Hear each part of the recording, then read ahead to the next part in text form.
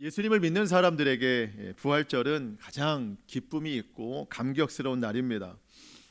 우리 기독교는 부활의 종교예요.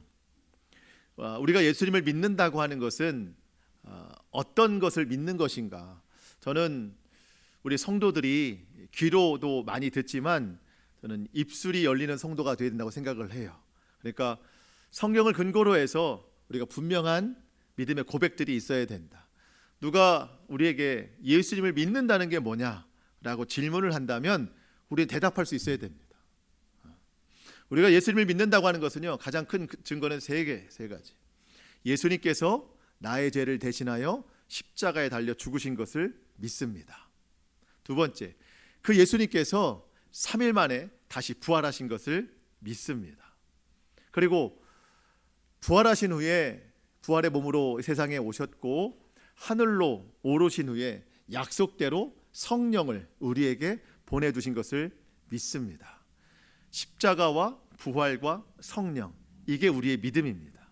누가 우리에게 믿음이 뭐냐고 묻거든 이 세 가지를 이야기하는 거예요. 십자가와 부활과 성령. 여러분, 만약에 예수님께서 십자가에 달려 죽으심으로 우리의 모든 죄를 다 사해 주셨어요. 그런데 만약 부활하시지 않으셨다면, 여러분, 예수님의 부활이 너무 당연한 것처럼 느껴지지만 이 십자가와 부활은 별개예요. 만약 십자가에 죽으신, 그냥 내 죄를 다 사해 주셨어요. 죄 사함 받았어요. 그러면 그 자체가 구원은 아니에요. 죄 사함만 받은 것이지. 예수님이 부활하심으로 우리가 하나님 나라에 들어갈 수 있는 그 근거, 자격을 얻게 된 거예요. 만약 예수님의 부활이 없었다면, 예수님 죽으심으로만 끝났다면, 그래, 내 죄가 다 씻음 받았어. 그 다음은 어떻게 해요? 갈 바를 알지 못하는 방황하는 어린 양이 되는 거예요. 주님이 부활하심으로 우리가 그 부활의 열매를 따라 천국에 들어갈 수 있게 되는 겁니다. 그런데 우리 혼자 힘으로는 할 수 없어요. 그래서 주님이 성령을 보내주셔서 우리의 믿음을 도우시는 것이죠. 이렇게 십자가와 부활과 성령이 우리에게 가장 큰 능력이 되는 겁니다. 여러분, 그래서 사실 이 부활보다 더 큰 능력이 없어요.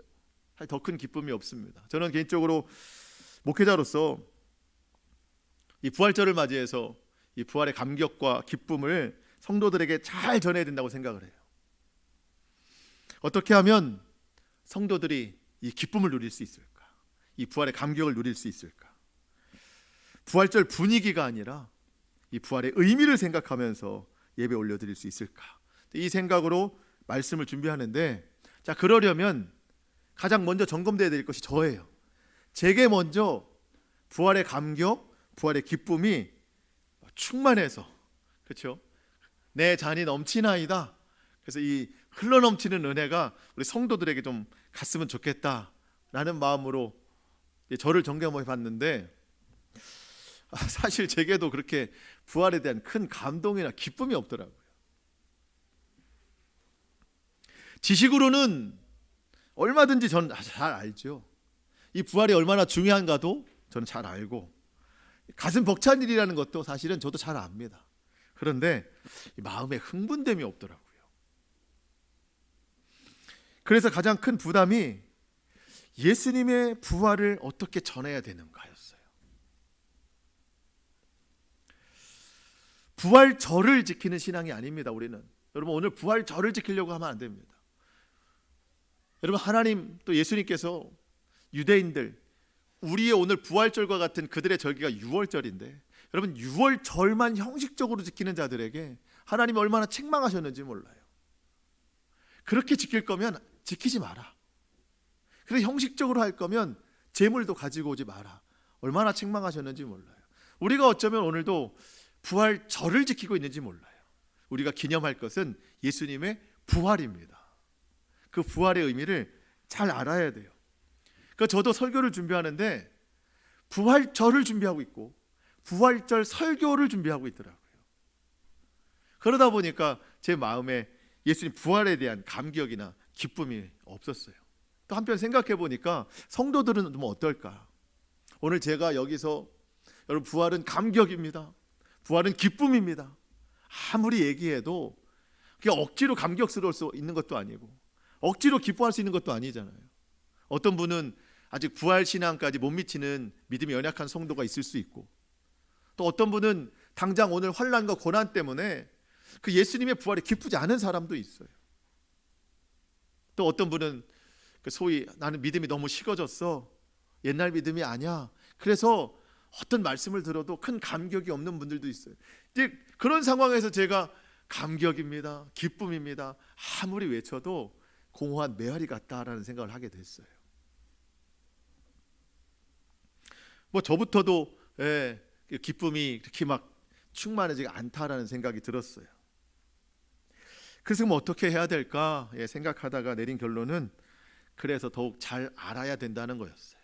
알아야 믿고 알아야 기뻐할 수 있다. 근데 알되 성경적으로 알아야 된다는 겁니다. 우리 교회는, 우리 모든 성도님들은 성경으로 알아야 돼요. 어떤 신앙의 경력으로 알거나 내 생각으로 알면 안 됩니다. 그러면 넘어져요. 성경을 바탕으로 우리가 이 부활도 알아야 되고, 무엇보다 내가 어떻게 부활될 것인가를 알아야 됩니다. 여러분, 우리가 오늘을 사는 힘이 어디에 있을까 보면 소망에 있어요. 소망. 여러분, 지금 어떤 것을 가장 큰 소망으로 갖고 계세요? 예를 들어서 한 달 뒤에 내게 너무나도 좋은 일이 있다, 예정되어 있다, 그건 반드시 있는 일이다 라고 생각하면 그날만 기쁠까요? 아니면 그날을 소망하는 오늘도 기쁠까요? 오늘도 기쁘잖아요. 여러분, 예전에 소풍 가보셨죠? 학교 다니실 때. 여러분, 소풍 가는 날만 기뻐요? 한 달 전부터 기뻐요? 한 달 전부터 기쁘잖아요. 왜냐면 이제 소풍 가야 뭐 옷을 좀 사주고, 소풍이나 좀 가야 뭐 어디 마트는 아니죠, 그날 가게 가서 뭘 좀 사고, 얼마나 들떠요 그 소풍 하루를 보내기 위해서. 그 전부터. 여러분 소풍도 그 정도인데, 여러분 천국은요 하루 이틀 기쁜 게 아닙니다. 사실은 우리가 예수님을 믿고 구원에 대한 확신이 있는 날부터 예수님 다시 오시는 그날까지 우리는 그 천국의 소망으로 살아갈 수 있는 거예요. 사실은 그게 소망의 능력이죠. 그런데 그 부활에 대한 소망, 이 구원에 대한 기쁨이 식어진다면 그 기쁨이 오늘을 이겨낼 수가 없는 거죠. 그러니까 오늘 그렇게 살 수가 없는 거예요. 그래서 저는 오늘 여러분과 함께 두 가지 현장을 좀 살펴보려고 합니다. 첫 번째, 예수님 부활의 현장이 어땠는가, 오늘 본문을 통해서. 그리고 설교 마지막 부분에는 저와 여러분의 부활의 현장은 어떨 것인가 미리 한번 가보는 거예요. 성경적으로 한번 생각해 보는 겁니다. 그리고 결론은 그거예요. 예수님 부활과 또 나의 부활, 그것이 오늘 나와 무슨 상관이 있는가, 오늘의 힘이 되는 이유가 무엇인가, 이 세 가지 결론을 함께 좀 살펴보려고 합니다. 여러분, 오늘 함께 말씀에 집중해 주셔서 저와 여러분 가운데 부활의 능력, 구원의 확신에 대한 기쁨이 다시 한번 충만하게 일어날 수 있기를 축복합니다. 아멘. 자, 예수님 부활하신 날은 안식일 다음 날이었습니다. 자, 오늘 본문 1절을 보겠습니다. 안식일이 지나고 안식 후 첫날이 되려는 새벽에 막달라 마리아와 다른 마리아가 무덤을 보려고 갔더니, 여러분, 우리가 이렇게 주일에 모여서 하나님을 예배하는 이유는 예수님께서 안식 후 첫날에 부활하셨기 때문입니다. 이게 주일인 거예요. 그래서 우리는 안식일을 지키지 않고 주일을 지키는 겁니다. 제가 지난주도 잠깐 말씀을 드렸지만, 여러분, 누군가가 여러분에게 왜 주일을 지키느냐고 묻는 사람이 있거든 대답 안 하셔도 됩니다. 그들은 다른 목적이 있어서 물어보는 사람들입니다. 그들은 대부분 이렇게 시작해요. 성경에 안식일을 지키라 했고 예수님도 안식일을 지키셨는데, 당신이 지키는 주일은 하나님이 만든 게 아니라 사람들이 회의를 통해서 만들어 놓은 주일인데 왜 하나님이 만들어 놓은 안식일 안 지키고 사람이 만들어 놓은 주일을 지키느냐, 잘못된 것 아니냐라고 접근하기 시작할 거예요. 그러면 그냥 모른 채 하세요. 그거는 다른 목적이 있어서 접근하는 거니까 우리는 거기다 뭐 특별히 이유를 댈 것도 없습니다. 여러분, 기독교는 부활의 종교예요. 예수님 부활을 믿는 종교예요. 그래서 안식일이 아니라 이렇게 안식일 다음 날 주일을 지키는 게 우리의 본질입니다. 예수님은 돌무덤에 장사되셨습니다. 우리랑 좀 달라요. 흙이 아니라 돌무덤입니다. 바위가 있는데 그 바위를 깎아서 좀 작은 굴을 만들어 놓은 거예요. 앞서 27장 57절에 보면은 아리마대 사람 요셉이 나중에 자기가 묻히기 위해서 이 바위를 깎아서 미리 무덤을 만들어 놨어요. 예수님이 돌아가셨다는 소식을 듣고 자기가 묻힐 곳에 예수님의 시신을 안치시켜 놓고 거기를 앞을 돌 문으로, 큰 문으로 막아 놨습니다. 이 문이 굴릴 수 있어요. 엄청 큰데. 근데 그 밑에 고정시킬 수 있도록 약간 홈을 파놔서 밀어서 거기까지 가게는 할 수 있는데 이 돌무덤을 다시 빼내기는 어려워요. 문이. 왜냐하면 그 홈이 있어가지고 이 돌문이 너무 크기 때문에. 이렇게 예수님이 장사되신 것이 그날 시각으로 금요일 오후 5시에서 6시 사이입니다. 여러분 지금부터 여러분의 두뇌를 좀 한번 좀 생각 돌려주셔서 계산을 한번 해보는 건데, 저는 예전부터 이해가 안 되는 게 있어요. 예수님이 금요일 날 돌아가셨는데 왜 3일 만에 부활하셨다고 하는데 왜 주일이 됐나? 그렇죠 여러분. 금요일 날 돌아가셨으면 토요일, 주일, 월요일이 맞잖아요. 그런 생각 안 해보셨어요? 안 궁금하시면 그냥 넘어가겠습니다. 저는 궁금해가지고 그게 3일 만에 부활하셨다면. 근데 유대인의 시간은 우리랑 달라요. 유대인은 오후 6시가 하루의 시작입니다. 개념 자체가 달라요. 오후 6시가 하루의 시작이다. 예수님 돌아가신 시간이 오후 3시예요. 금요일 오후 3시. 3시간만 지나면 돌아가신 지 둘째 날이 되는 거예요. 왜 우리 그런 거 있잖아요. 뭐 부모님이 어르신이 밤 10시에 돌아가셔도 그 하루로 치잖아요. 장례식을 할 때. 그렇죠? 예. 그런 것처럼 예수님이 오후 3시에 돌아가셨는데 3시간만 이제 오후 6시가 되면 하루가 그냥 넘어가는 거예요. 이게 유대인의 시간법입니다. 그렇게 금요일 날 돌아가셔서 3시간이 지나니까 토요일이 됐죠. 오후 6시에. 그게 안식일입니다. 안식일 24시간을 다 보내고 그 다음날 6시, 저녁 6시가 돼서 안식일이 됐잖아요. 그렇죠? 그렇게 해서 안식일 다음 날이라면 그 6시부터 그 다음 날이 되는 겁니다. 많이 복잡하시죠? 제가 정리를 해드립니다. 오늘 이 여인들이 1절에 보니까 안식 후 첫날,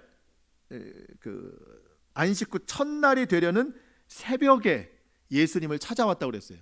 왔더니 무덤이 비어 있습니다. 예수님 벌써 부활하신 거예요. 이들이 말하는 새벽 이른 시간은 보통 아침 6시를 뜻합니다. 대략 6시. 자, 그럼 계산해 봅니다. 예수님이 돌아가신 시간이 3시. 그러면 그 다음 날이 되려면 몇 시간 남았어요? 3시간. 자, 3시간을 일단 확보해 놨습니다. 그 다음 하루 온종일 안식일은 그냥 넘어갑니다. 24시간이 넘어갑니다. 그 다음 날 6시가 됐어요. 오후 6시. 그리고 이 여인들이 찾아온 시간이 다음 날 새벽 6시입니다. 몇 시간이 지난 거예요? 12시간이 지난 거잖아요. 자, 그래서 3시간, 그 다음에 안식일 24시간, 안식일이 지난 다음 새벽까지 12시간. 몇 시간이에요? 39시간. 예수님이 무덤에 계신 시간이 몇 시간이요? 39시간 되는 거예요. 대략. 그냥 알고 계시라고요. 예. 예수님이 무덤에 계신 시간이 사흘이지만 정확히 거의 39시간 정도 무덤에 계시다가 부활하신 거예요. 예. 이게 이제 계산법이라는 거예요. 무덤을 찾은 여인들, 오늘 성경에 보니까 막달라 마리아와 다른 마리아가 있었다고 하는데요. 다른 복음서에서는 또 다른 인물이 기록이 되었는데, 여러분 이들이 그 안식일 다음 이른 새벽에 예수님 찾아온 이유는 예수님 그 시신에 향품을 바르기 위해서예요. 그 시신이 썩지 않게 하기 위해서. 더운 나라이기 때문에 물론 동굴에 좀 가둬놓긴 했지만 예수님 시신이 썩지 않기 위해서 향품을 가지고 왔습니다.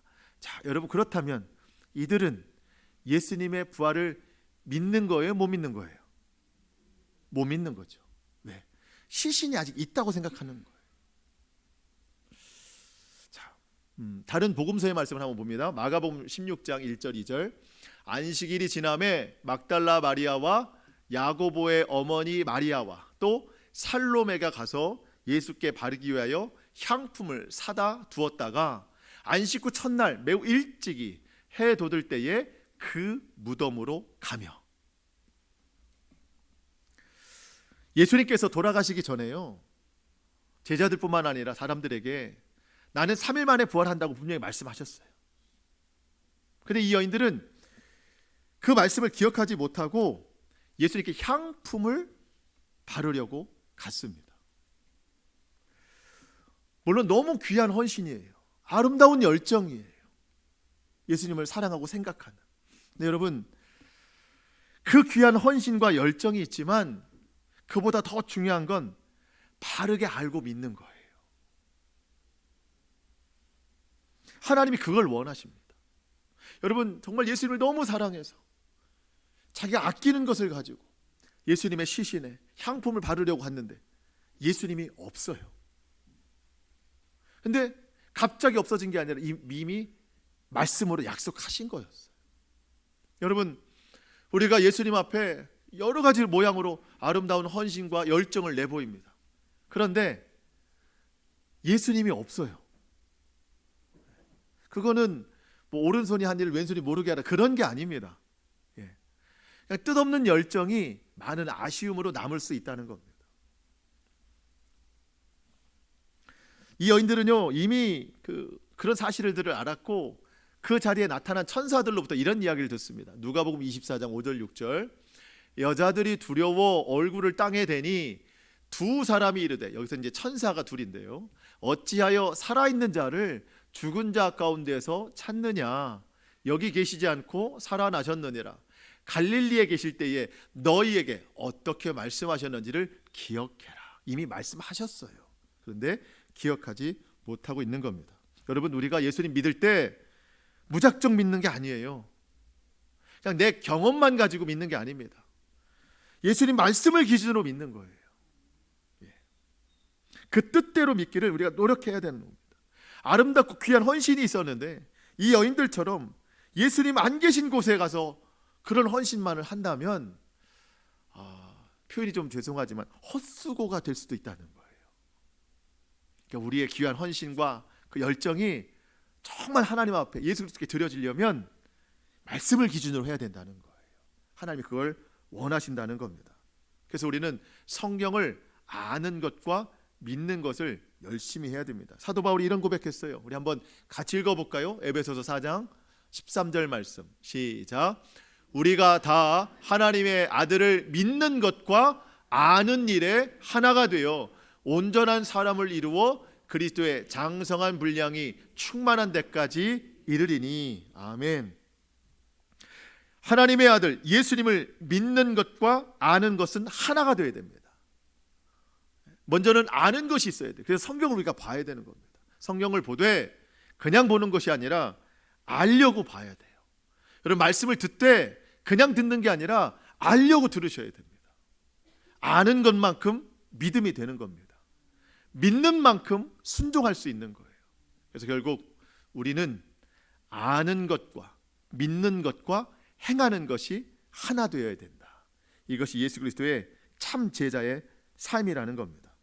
그래서 여러분, 우리가 오늘 이 부활절기에 이 부활에 관한 이 의미를 잘 알자는 겁니다. 그냥 지금까지 그냥 들어왔던 대로 부활을 믿고 부활이 중요하다는 건 알고 부활이 기쁘다는 건 알지만 뭐 내 마음속에서 뭐라고 말할 수 없는, 뭐라고 정의될 수 없는 그냥 뜬구름 같은 그런 신앙이 되면은 안 된다는 거예요. 예수님의 부활을 잘 알아야 나도 그 부활을 소망할 수 있고, 그 소망이 분명해야 아까도 말씀드렸지만 그날의 그 기쁨이 오늘까지 밀려올 수 있거든요. 예수님 나를 위해 십자가에 달려 죽으신 그 사랑으로 인하여 나도 사랑할 수 있고 용서하고 용납할 수 있는 겁니다. 여러분, 우리가 고난 중에도 웃을 수 있는 이유는 이 세상 고난이 내 부활의 소망을 뺏을 수 없기 때문이에요. 성령님께서 오늘 우리에게 다시 한번 그 구원의 기쁨과 부활의 감격을 충만하게 부어주실 수 있기를 축복합니다. 무덤으로 향해 달려가는 이 여인들에게 한 가지 두려움이 있었어요. 아까 말씀드렸지만 누가 이 무덤 문을 열겠느냐. 장정만 7, 8명이 밀어도 안 되는 거래요. 이게 딱 고정되어 있어서. 그렇지만 그냥 열정 하나만 가지고 예수님께 달려가는 겁니다. 예수님 시신에 향품을 발라야 된다. 근데 막상 가다 보니 이게 누가 열어주지? 근데 여러분 가서 놀란 거예요. 돌문이 열려 있습니다. 그리고 더 놀라운 것은 열려있는 돌문, 그 돌문 위에 희고 광명한 그 광채가 나는 천사가 다 거기 앉아 있는 거예요. 얼마나 놀랐는지 몰라요. 여러분 3절 4절입니다. 큰 지진이 나며 주의 천사가 하늘로부터 내려와 돌을 굴려내고, 천사가 돌을 굴려냈습니다. 그 위에 앉았는데 그 형상이 번개 같고 그 옷은 눈같이 희거늘. 자, 여러분 여기서 문제 하나 더 내드립니다. 예수님이 부활하셨는데 그 무덤에 갇히지 않으셨는데 예수님은 그 돌문을 열고, 아니 천사가 돌문을 열어놓은 후에 나오셨을까요? 돌문을 열기 전에 나오셨을까요? 네, 어떨까요? 정확한 건 우리가 알 수 없어요. 근데 제가 찾아보니까 돌문이 열리기 전에 예수님이 나오신 것 같아요. 부활의 몸이니까. 물론 육신의 몸이긴 하시지만 예수님은 문도, 나중에 제자들이 있는 문도 그냥 통과하시는 분이시거든요. 그러면 천사는 왜 이 돌문을 옮겨놨을까? 빈 무덤을 확인시키는 거예요. 예수님이 여기 안 계시다고 하는 것을 확인시키기 위해서 천사가 돌문을 열어놨다. 여러 가지 오늘 성경 상식이 많이 나오죠. 그렇게 알고 계시면 될 것 같습니다. 여러분 이 여인들이 두려웠는데요. 여인들만 두려운 게 아니라 그 문을 삼엄하게 지키던 경비병들도 다 두려워했대요. 4절 말씀. 지키던 자들이 그를 무서워하며 떨며 죽은 사람과 같이 되었더라. 여러분 정말 재밌는 표현입니다. 죽으신 예수님은 살아나셨는데 산 사람은 죽은 것 같아요. 이게 무슨 뜻입니까? 예수님을 믿는 사람은요 죽어도 산 것이고, 예수님을 부인하는 사람은 살아도 죽은 것 같다는 거예요. 여러분 우리의 상황, 환경, 낙심되고 절망될 때가 많이 있잖아요. 마치 죽은 것 같아요, 내 상황이. 그렇지만 여러분 부활하신 예수님을 온전히 믿으면 삶이 살아나고 환경이 살아나고 이겨낼 능력이 생겨난다는 거예요. 아무리 좋아도 예수가 없으면 죽은 사람과 같더라. 이게 성경이 주시는 교훈이에요. 여러분 이겨내시기 바랍니다. 경비병들은요 살아있는데 죽은 사람 같아요. 그런데 한편에서 여전히 무서워하고 있는 그 여인들에게 하나님이 얼마나 위로를 주시는지 저는 5절을 보면서 큰 위로를 받았습니다. 여러분 5절 말씀 같이 읽어볼까요? 시작. 천사가 여자들에게 말하여 이르되 너희는 무서워하지 말라. 십자가에 못 박히신 예수를 너희가 찾는 줄을 내가 아노라. 아멘. 너희는 무서워하지 말라. 여러분 세상이 다 두렵고 힘들어도 너희는 그러지 말아라. 왜냐하면 내가 너희와 함께하기 때문이다. 여러분 이 얼마나 참 감사한 부르심인지 모릅니다. 우리가 잘 아는 말씀인데요. 오늘 이 말씀을 꼭 읽어보고 싶었어요. 같이. 여러분 오늘 삶의 고단함과 육체의 아픔과 마음의 어려움과 상황에 힘든 분들이 많이 있을 텐데 이 말씀 믿으시고 이대로 되기를 축복합니다. 그냥 같이 읽어보겠습니다. 시작. 두려워하지 말라. 내가 너와 함께함이라. 놀라지 말라. 나는 내 하나님이 됨이라. 내가 너를 굳세게 하리라. 참으로 너를 도와주리라.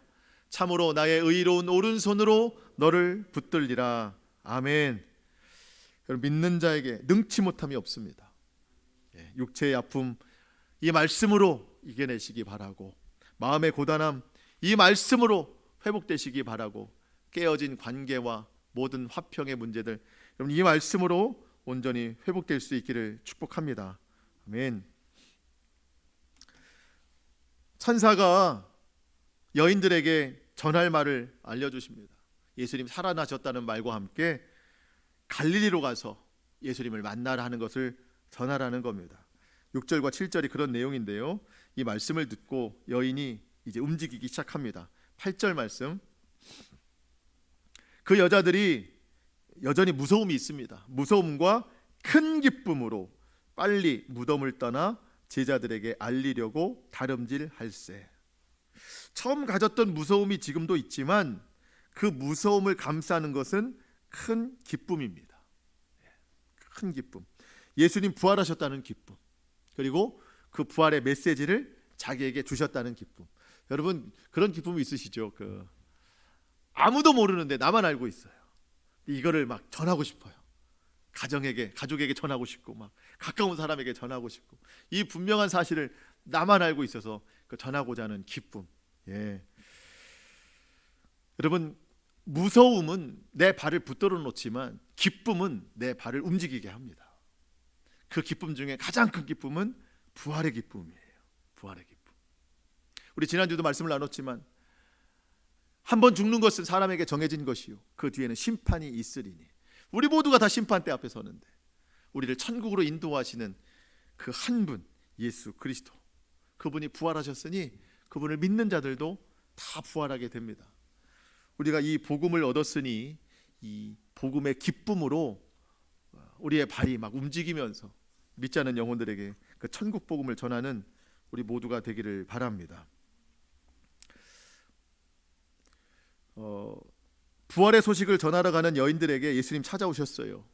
평안하냐 묻습니다. 그리고 10절 말씀 우리 마지막 보시는데요, 이에 예수께서 이르시되 무서워하지 말라. 다시 한번 말씀하시죠. 가서 내 형제들에게 어디로 가라 하십니까? 갈릴리로 가라. 계속해서 아까 천사들도 그렇고 예수님도 그렇고 빨리 갈릴리로 가라. 왜 이렇게 자꾸 갈릴리를 강조하실까?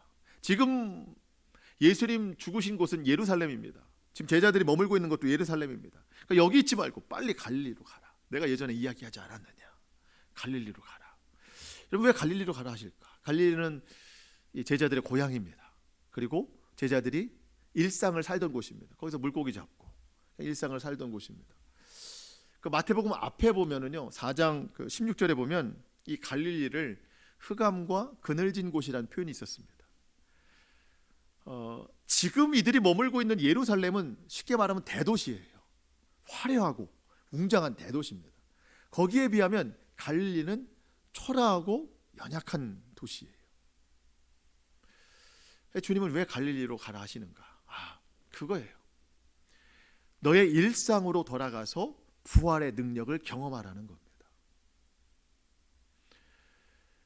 흑암과 그늘진 그 갈릴리, 여러분 우리의 인생이 그럴 수 있잖아요. 우리의 인생이 흑암이고 그늘진 인생이 될 수 있는 그런 우리의 일상 속에서 우리가 힘을 얻을 수 있는 것은 결국 부활의 예수, 그 부활의 능력, 그것이 있으면 갈릴리와 같은 내 인생도 그리스도의 빛을 볼 수 있다는 겁니다. 그래서 우리는 그런 기도를 해야 되는 거예요. 예수님께서 죽음에서 부활하셨으니 나도 삶에서 그 능력을 경험하게 하옵소서. 오늘 나에게 있는 이 문제가 죽음과 같으니 그 죽음을 이기신 예수님께서 이 나의 모든 삶의 문제를 이겨내게 하옵소서. 이렇게 갈릴리와 같은 나의 일상 속에서 주님의 부활을 믿고 기도하라는 겁니다. 그러면 아까도 말씀하신 것처럼 두려워하지 말라, 놀라지 말라. 나는 너 하나님이 됨이라. 내가 너를 굳세게 하리라. 내가 너를 붙들리라. 내가 참으로 이룬 오른손으로 너를 도울 것이다 말씀하시는 겁니다. 여러분 이제 성전을 떠나면 우린 다 갈릴리예요. 가정도 갈릴리고 직장도 갈릴리입니다. 거기서 좀 예수님 만나시기 바랍니다. 부활의 예수님께서 모든 능력을 더하여 주실 줄로 믿습니다. 여기까지가 예수님 부활의 현장이고요. 이제부터는 잠시 우리 부활의 현장, 그럼 우리는 어떻게 부활이 되는가, 그것만 좀 알아보고 말씀을 마치려고 합니다. 성경 구절을 좀 몇 가지 계속 볼 겁니다. 한번 잘 보세요. 이거 보시고 이제 말씀을 마치려고 하는데, 우리가 부활할 수 있는 근거가 있습니다. 고린도전서 15장 전체가 다 부활에 관한 근거인데 그 중에 몇 말씀을 좀 보겠습니다. 고린도전서 15장 20절, 그러나 이제 그리스도께서 죽은 자 가운데에서 다시 살아나사 잠자는 자들의 첫 열매가 되셨도다. 부활의 첫 열매가 되셨습니다. 사망이 한 사람으로 말미암았으니, 그러니까 아담 때문에 모두가 다 죽게 됐죠. 죽은 자의 부활도 한 사람 예수 그리스도로 말미암는도다. 우리가 예수님 때문에 나중에 부활하게 됩니다. 그러나 각각 자기 차례대로 되리니 먼저는 첫 열매인 그리스도요. 여러분, 지금 예수님은 하나님 보좌 우편에 계십니다. 하나님이 이제 내려가서 내 백성을 구원하라 하시면 예수님이 오십니다. 그날과 그때는 아무도 몰라요. 그 예수님께서 먼저 내려오신 다음에는 그가 강림하실 때에 그리스도에게 속한 자, 저와 여러분이죠. 예수님 믿는 자들을 구원하신다는 겁니다.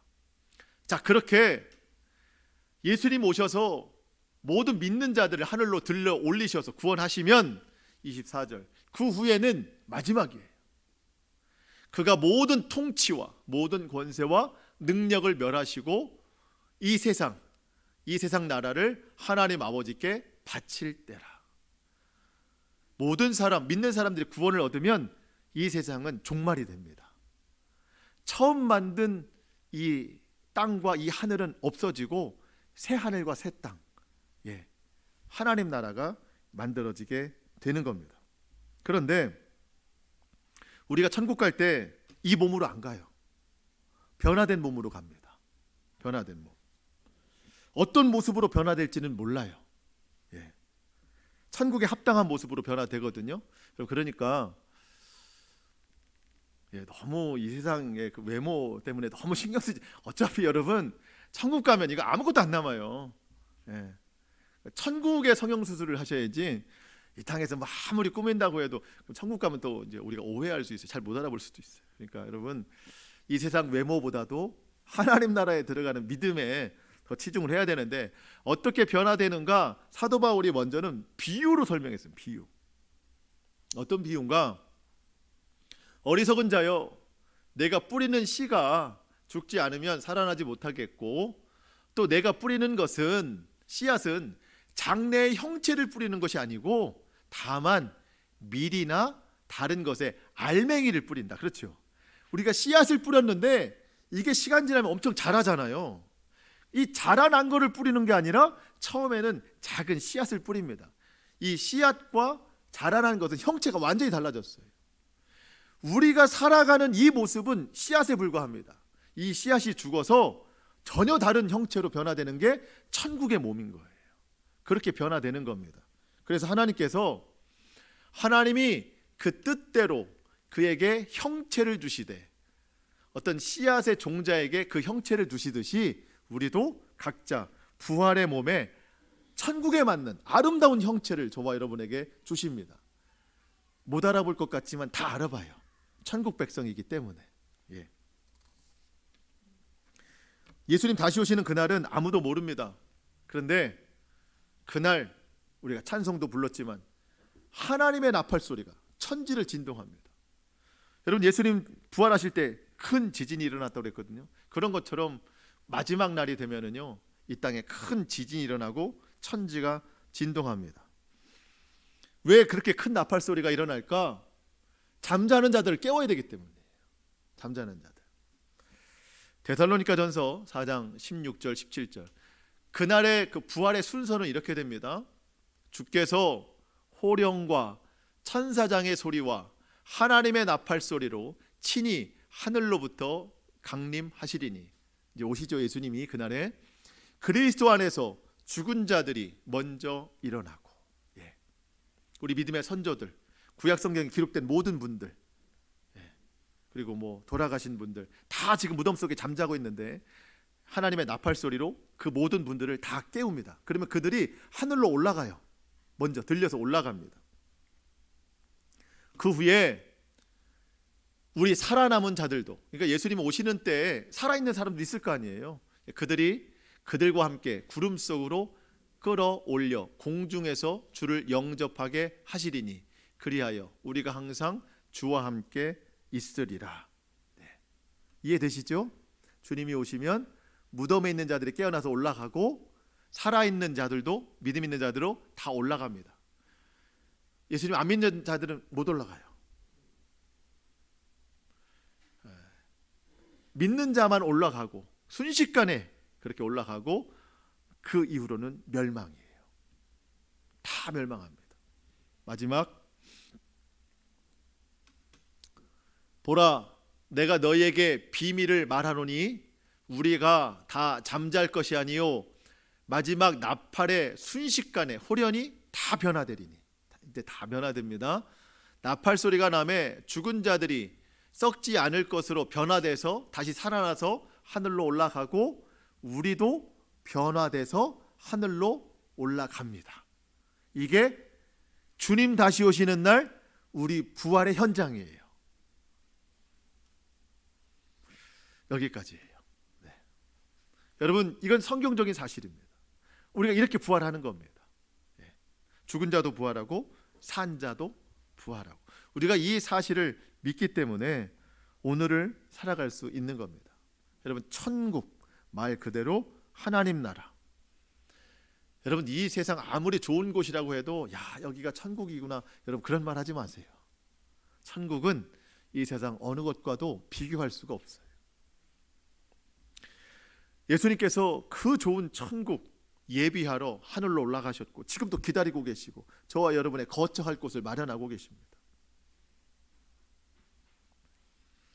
성경이 말하는 이 분명한 사실들을 우리가 믿고 그 믿음에 합당한 삶을 살아가야 되겠습니다. 구원의 확신, 부활의 소망이 크면 그 능력으로 오늘을 살게 하는 겁니다. 예수님이 그토록 왜 갈릴리로 가라 하시는지, 저와 여러분의 삶이 어렵고 힘들더라도 그 삶이 갈릴리라도 거기서 부활하신 예수님을 만나면 이길 수 있다는 거예요. 그러니까 여러분, 예배를 마치고 집으로 돌아가시거나 또 일주일을 또 살아가실 때 여러분의 삶이 갈릴리겠지만 그곳에서 오늘 이 부활하신 예수님의 능력을 믿고 또 우리가 나중에 부활할 것을 소망하면서 모든 힘든 험난한 과정의 삶을 잘 견디며 살아가실 수 있기를 축복합니다. 말씀을 마치겠습니다. 우리 예수님께서 죽음을 이기셨어요. 우리 가운데 부활하셔서 다시 찾아오셨습니다. 단지 예수님의 부활이 아니라 우리의 부활을 위해서 그렇게 하셨습니다. 그 부활의 능력으로 다시 한번 믿음의 힘과 소망으로 이 광야길 세상 힘있게 살아가는 저와 여러분 될 수 있기를 주님의 이름으로 축복합니다. 아멘. 기도하시겠습니다.